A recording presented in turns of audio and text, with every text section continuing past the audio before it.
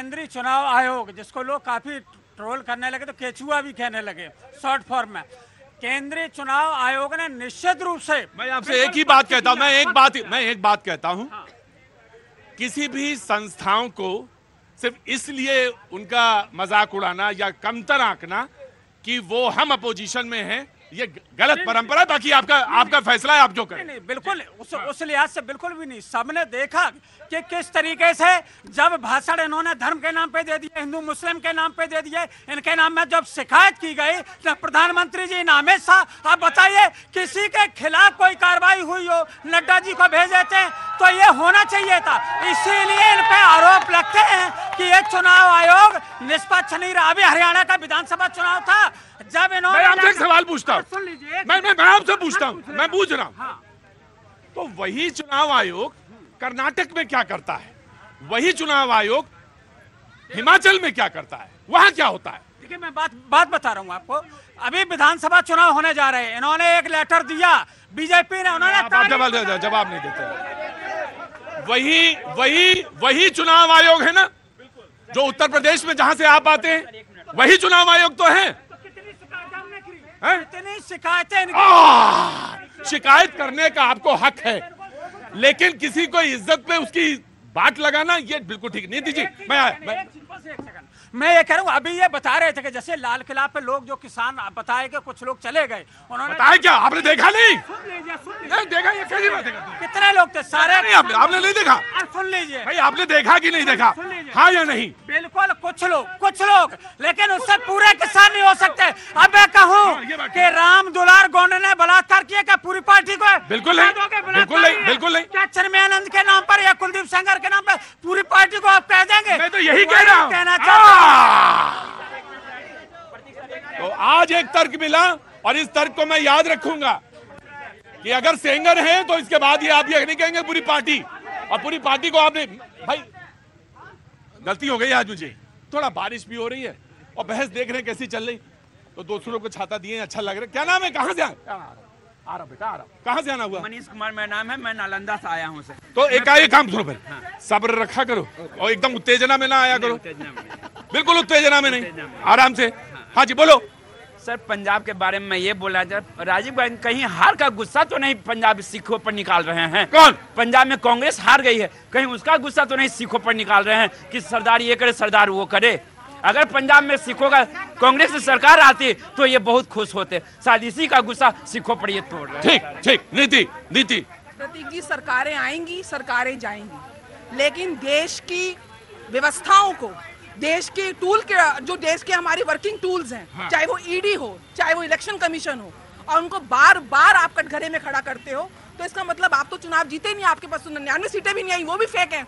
अगर आप मानते हो तो आप हिमाचल भी नहीं जीते, तो आप कर्नाटक भी नहीं जीते, तो इस लिहाज से तो आप जीते ही नहीं हो सर, अगर आप इलेक्शन कमीशन में क्वेश्चन करते हो। दूसरी चीज, विदेशी पृष्ठभूमि पर मैं भारतीय हूँ, ये पूरा भारतवर्ष मेरा है, मैं पूरे इस भारतवर्ष की हूँ, ये मेरा गुरूर है, ये मेरा मान है, मेरा सम्मान है।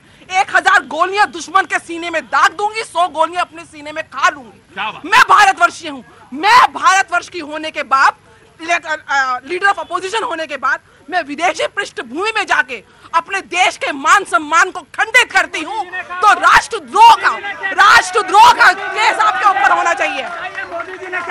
मुझे ये बताइए, सिर्फ राहुल गांधी जी वहां पर गए अमेरिका में, उन्होंने बीजेपी की आलोचना करी, उन्होंने आरएसएस की आलोचना करी, उन्होंने शायद प्रधानमंत्री जी की भी आलोचना करी, जरूर करी, बड़ी तारीफ करी, तारीफ करी उन्होंने। हाँ, ये भी बोला कि मैं प्रधानमंत्री जी से नफरत नहीं करता हूं, मैं कोई घृणा नहीं करता हूं आरएसएस की तरह, आरएसएस जो सिखाती है घृणा करना, वैसा मैं नहीं करता हूं मैं।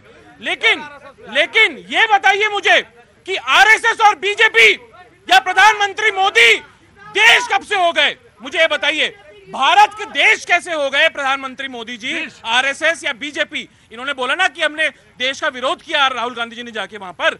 आरएसएस, बीजेपी और प्रधानमंत्री मोदी जी, बीजेपी कोई देश नहीं है, आरएसएस बीजेपी सब अलग अलग है।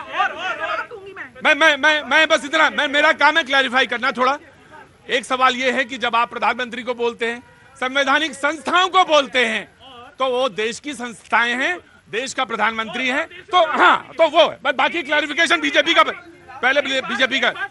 मैं बीजेपी क्लैरिफाई, हाँ जरूर पूछ लो, 100% पूछ लो। सिर्फ एक सेकंड दीजिए। जब प्रधानमंत्री जी विदेशी धरती पर जाकर ये बोलते हैं कि 2014 से पहले शर्म आती थी कि कहां पैदा हो गए, तब देश का देखिए सब सारे जवाब मिलेंगे, क्योंकि मैं राहुल गांधी नहीं हूं जो भारत विदेश की धरती से भारत पर आक्रमण करूं। मुझे कांग्रेसी हो, कांग्रेस इस देश को कितना शर्मसार करेगी, कांग्रेस इस देश को कितना शर्मसार करना चाहती है।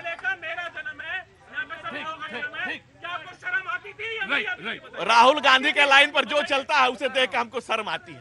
बूढ़ा वंश कबीर का जो जन्मा पूत कमाल, अब बूढ़ी कांग्रेस उस दिन जिस दिन राहुल को दिया कमान। दूसरी बात सुनिए, भारत में सुन लीजिए, भारत की संस्कृति की बात है। भारत में बुद्ध हुए, बुद्ध के संदेश हमने दुनिया में भेजे। विवेकानंद विदेश गए, भारत गुलाम था, उन्होंने परिस्थितियों को रोना नहीं रोया। हजारों साल की विराट हिंदू संस्कृति का आईना दुनिया को दिखाया, और दुनिया ने आज भी अमेरिका में कहा जाता है कि भारत के विवेकानंद आए थे, उन्होंने सनातन संस्कृति को बताया। अटल बिहारी वाजपेयी एलओपी नेता प्रतिपक्ष होकर के यूएनओ में गए, भारत का झंडा लहराया, पाकिस्तान को धूल चटाया। लेकिन मैं राहुल गांधी को बुद्धू नहीं कहूंगा। उनके साथ सैम पिट्रोडा है, वो कह रहे हैं कि राहुल गांधी अब पप्पू नहीं है, पापा से भी तेज है। पापा क्या कहते थे? पापा आरक्षण के खिलाफ में 1 घंटा 45 मिनट बोलते थे। राहुल गांधी आरक्षण खत्म करने के लिए बोले हैं। वैसे भी संविधान पर 70 सालों से आरक्षण दलितों, वंचितों, पीड़ितों, शोषितों को, गुजरवाल बकरवाल को और वाल्मीकि को कांग्रेस लेने ने नहीं दिया। कांग्रेस आज फिर संविधान के बहाना। राइट, मैं वो तीसरा बिंदु पे आता हूं। जी मोदी जी के भाषण को मैंने सुना है, उन्होंने इस कंटेक्स्ट में नहीं बोला है कि 2014 के पहले मतलब ये थी, वो कांग्रेस के शासन को लेकर बोला है कि कांग्रेस के शासन में जो भी राइट मैं आ गया। मैं आप बराबर नहीं बोलेंगे, नीचे करिए, मैं आऊंगा। जी कहां से आना हुआ? अरे भाई रुको, तुम ज्यादा बड़का हो गए डिबेट करने वाले, या तुम ज्यादा सीख के आ गए हो। जी रुको भाई, आ रहा हूं, वही तो हूँ, जनता पे तो हूँ। जी क्या नाम है साहब? एडवोकेट सुशील दुबे। एडवोकेट सुशील दुबे, एडवोकेट बता के क्या किया हमने? लेकिन हम उन्होंने कहा एक बात और कही है, राहुल जी ने कहा कि ये मुझे बताइए कि जुडिशरी में कितने ओबीसी हैं, जुडिशरी में बताइए कितने एससी हैं, एसटी हैं, मीडिया में बताइए। उन्होंने एक बात और कही कि 100 रुपए जब जाता है तो ओबीसी को मिलते हैं 5 रुपए और एससी को मिलते हैं शायद 55 या 60 रुपए, ऐसा करीब बताया, 65 रुपए। तो सवाल यह उठता है कि जुडिशरी में ओबीसी, जुडिशरी में दलित वर्ग, और मायावती जी ने उनका जवाब दिया है।